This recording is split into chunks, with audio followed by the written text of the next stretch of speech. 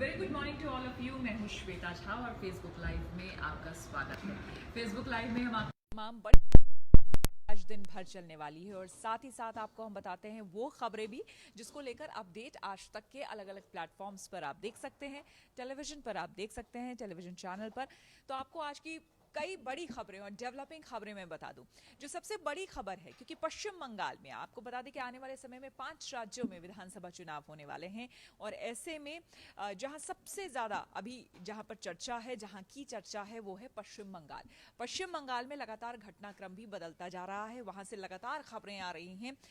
वहां पर जिस तरह से वहां की राजनीति चलती है, जिसमें कि हमने आपको दिखाया कि किस तरह से जुबानी जंग चल रहा है, किस तरह से वहां पर खूनी संग्राम भी देखने को आया है टीएमसी और बीजेपी के कार्यकर्ताओं के बीच। बीजेपी कई बार आरोप लगा चुकी है कि उनके कई कार्यकर्ताओं को टीएमसी के कार्यकर्ताओं ने मौत के घाट उतार दिया और साथ ही साथ ये कहा है कि एक एक का बदला लिया जाएगा अगर पश्चिम बंगाल में कमल खिल जाता है तो। और इस बीच इन जुबानी जंग, इन छीटाकशी के बीच एक बड़ी खबर एकाएक सामने आई, वो है रुचिरा बैनर्जी को लेकर। रुचिरा बैनर्जी कौन है? रुचिरा बैनर्जी हैं अभिषेक बैनर्जी की पत्नी और अभिषेक बैनर्जी हैं ममता दीदी के भतीजे। अगर आपने सुना हो, कई बार न्यूज़ में आपने ऐसे ही सुना हो कि भाई कई टीएमसी के सांसद या फिर नेता जो कि टीएमसी छोड़ करके विधायक जो कि टीएमसी छोड़ करके बीजेपी में शामिल हुए हैं, उनका ये कहना रहता है कि ये बुआ और भतीजे की पार्टी बनकर रह गई है। और यहाँ पर ये भी बात सच है, क्योंकि हमने आपको कई रिपोर्ट्स भी दिखाई। वहाँ की सच्चाई यही है उन रिपोर्ट्स के मुताबिक कि टीएमसी में ममता बनर्जी के बाद अगर दूसरा कोई सबसे पावरफुल नेता है तो वो है अभिषेक बैनर्जी, जो कि ममता बनर्जी के भतीजे हैं। अब सीबीआई जो है वो एकाएक पहुंचती है अभिषेक बैनर्जी के घर। खबर ये आती है कि शायद अभिषेक बैनर्जी को नोटिस मिला है सीबीआई का कोयला तस्करी मामले में, लेकिन बाद में खबर ये आती है कि दरअसल अभिषेक बैनर्जी नहीं, उनकी पत्नी को रुचिरा बैनर्जी को सीबीआई ने नोटिस थमाया है। तो रुचिरा बैनर्जी जो है उनके साथ अब बातें ये हो गई, जैसे ही रुचिरा बैनर्जी को सीबीआई ने नोटिस थमाया, उनसे पूछताछ की जानी थी कोल घोटाला मामले में, कोयला तस्करी मामले में। लेकिन इस बीच जो है अब अभिषेक बैनर्जी वो काफ़ी एकदम आक्रामक हो गए और उन्होंने कई सारे ट्वीट्स कर दिए और उनके कई पुराने वीडियो सामने आए जिसमें कि वो ये कहते हुए सुनाई दे रहे हैं, दिखाई दे रहे हैं कि मेरे पीछे बीजेपी को या फिर केंद्र को ईडी और सीबीआई लगाने की ज़रूरत नहीं है। अगर मैं कहीं से गलत साबित हुआ तो मैं सबके सामने फांसी खुद को लगा लूंगा। तो इस तरह की बात भी उन्होंने कही थी। लेकिन अब आपको बता दें कि अब क्या है कि रुचिरा बैनर्जी को जब समन दिया गया, जब नोटिस दिया गया कोयला तस्करी मामले में पूछताछ के लिए, तो उस दिन तो वो नहीं मिली, क्योंकि बताया गया कि वो घर पर मौजूद ही नहीं है। शांति निकेतन, कोलकाता में शांति निकेतन 188A, ये अभिषेक बैनर्जी के घर का एड्रेस है।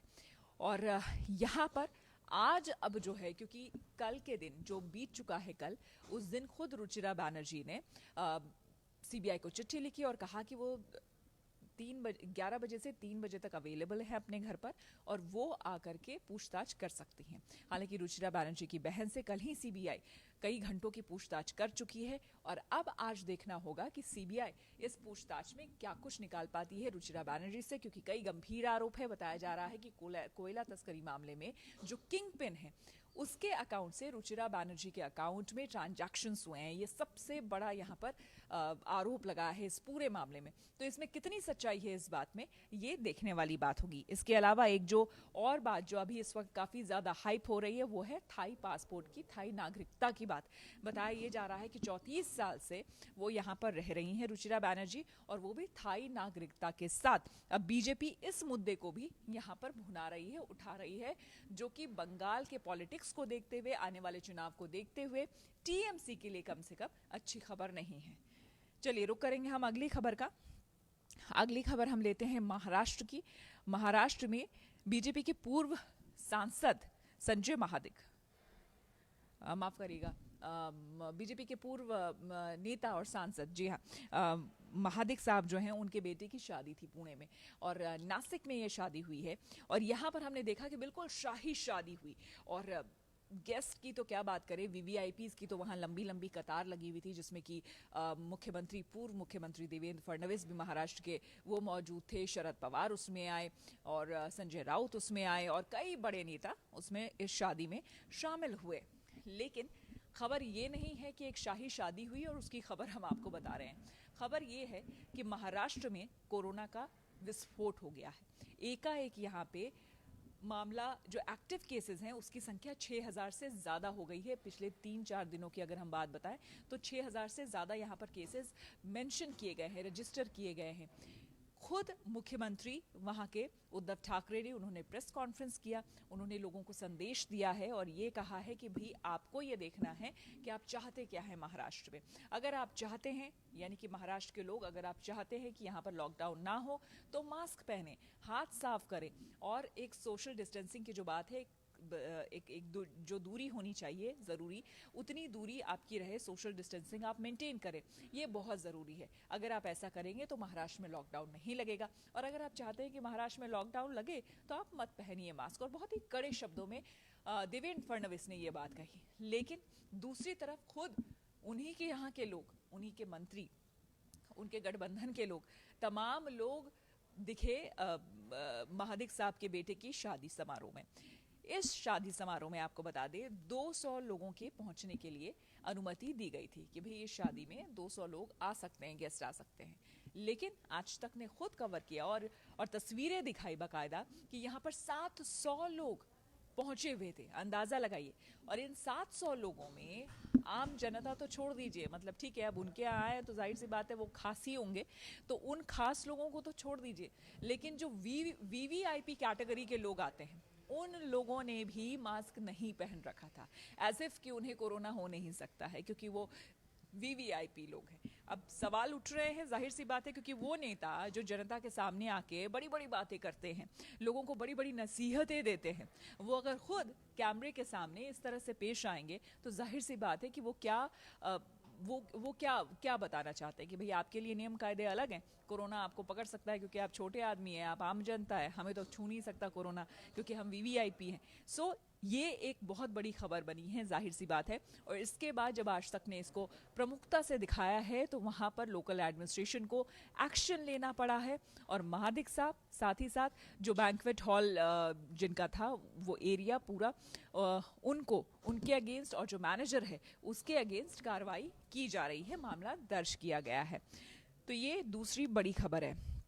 तीसरी बड़ी खबर आपको बता दें, लाल किला हिंसा मामले में, जो कि 26 जनवरी को लाल किला हिंसा हुआ था, उसमें 2 और लोगों को पकड़ लिया गया है। और ये 2 लोग हैं मोहिंदर सिंह खालसा और मनदीप सिंह। ये दोनों जम्मू के रहने वाले हैं बताया जा रहा है।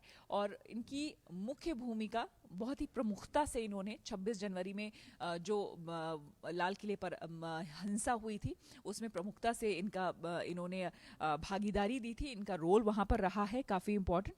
तो इनको पकड़ लिया गया है, दिल्ली पुलिस की क्राइम ब्रांच ने इनको पकड़ा है और काफ़ी कुछ जानकारी इनसे और आगे जुटाएगी। और इसी मामले में आपको बता दें एक एक्सटेंशन टूल किट मामले में, जिसमें दिशा रवि जो हैं वो फिलहाल कस्टडी में हैं, तो उन्होंने अपनी ज़मानत की अर्जी लगाई थी और उस अर्जी पर शनिवार के दिन होल्ड कर दिया गया था। और आज उस मामले पर सुनवाई होनी है कि दिशा रवि को ज़मानत मिलेगी या नहीं। तो ये एक बड़ी खबर है, इसमें जो भी अपडेट होगा वो आगे हम आपको बताएंगे। इस बीच एक आखिरी खबर आपको बता दें, वो है उत्तर प्रदेश की राजनीति को लेकर। देखिए, एक तरफ किसान आंदोलन, क्योंकि अगर आप उत्तर प्रदेश देखें तो दिल्ली की सीमा और उत्तर प्रदेश की सीमा जहाँ से शुरू होती है, कई बार आपको पता ही नहीं चलेगा यहाँ पे कहाँ से सीमा उत्तर प्रदेश की शुरू हो गई। और दिल्ली में जो राजनीति चल रही है इस वक्त, दिल्ली में इनफैक्ट राजनीति अगर हम ना भी कहें उसे, लेकिन दिल्ली के बॉर्डर एरियाज़ में जिस तरह से किसान बैठे हुए हैं, 90 दिन आई थिंक हो गए आज, 90 दिन से उनका जो आंदोलन है वो लगातार जारी है।